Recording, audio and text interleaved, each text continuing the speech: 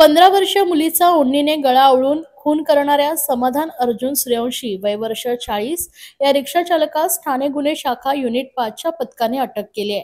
कासरवडोली police Thane हद्दीमध्ये 5 जुलै रोजी दुपारी 2 वाजताच्या सुमारास कासरवडोली सिंडोबा मंदिर रोडकडे जाणाऱ्या रस्त्यालगत एका मोकळ्या जागेमध्ये एका अल्पवयीन मुलीचा मृतदेह स्थानिक नागरिकांना आढळून आला होता। मुलीच्या गळ्याला ओढणी घट्ट आवळून गुंडाळलेली असल्याचा, तिचा खून करण्यात आला असल्याचं स्पष्ट झालं होतं। त्यानंतर कासरवडोली पोलिसांनी या प्रकरणी अज्ञात आरोपी विरोधात खुनाचा गुन्हा दाखल केला होता।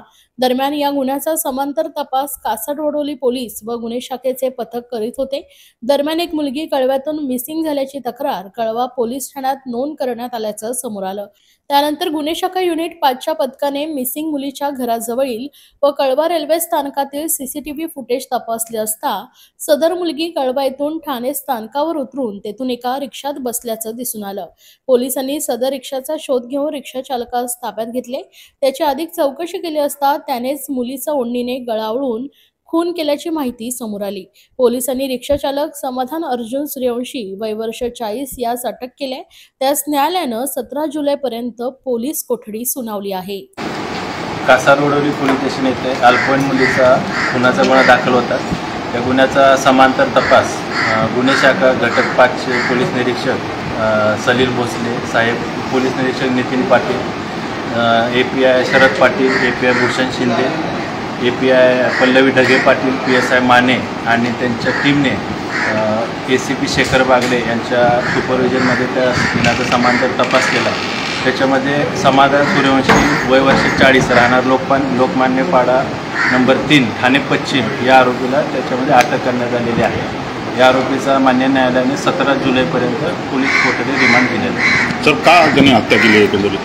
प्राथमिक तपासामध्ये आरोपीनं अल्पवयीन मुलीची ओढणीने गळा दाबून हत्या केल्याचं निष्पन्न झालेलं आहे। परंतु त्यामागचं कारण या रिमांडमध्ये जो काय तपास होईल त्याच्यामध्ये निष्पन्न होईल नक्की काय कारण होतं किंवा काय त्यांचा वादविवाद झाला का किंवा काय इतर शारीरिक अत्याचाराचा काय संशय आहे तर त्या अनुषंगाने देखील आम्ही तपास करतो।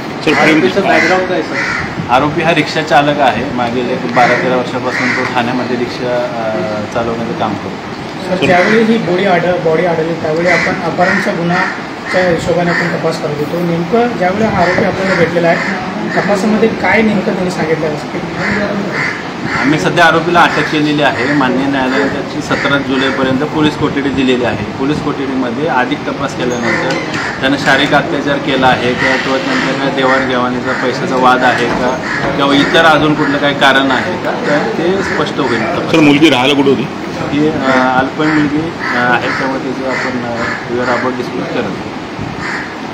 कुठून ते कुठे जात होती तेव्हा? 4 तारखेला ती ठाणा रेल्वे स्टेशन या ठिकाणाहून निघाली। त्या आरोपीनं तिला त्याच्या रिक्षामध्ये बसवून मानपाडा, भिवंडी, त्याचबरोबर मानकोली आणि ठाणा पश्चिममध्ये इतर काही परिसरामध्ये फिरवल्याचं प्राथमिक तपासामध्ये निष्पन्न झालेलं आहे।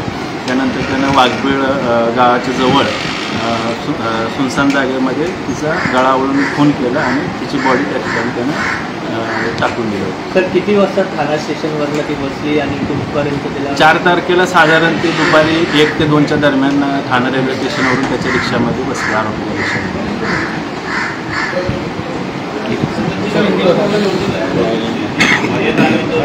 नाही, ते आता निष्पन्न होईल ना, कारण निश्चित काय आहे तपासात निष्पन्न होईल।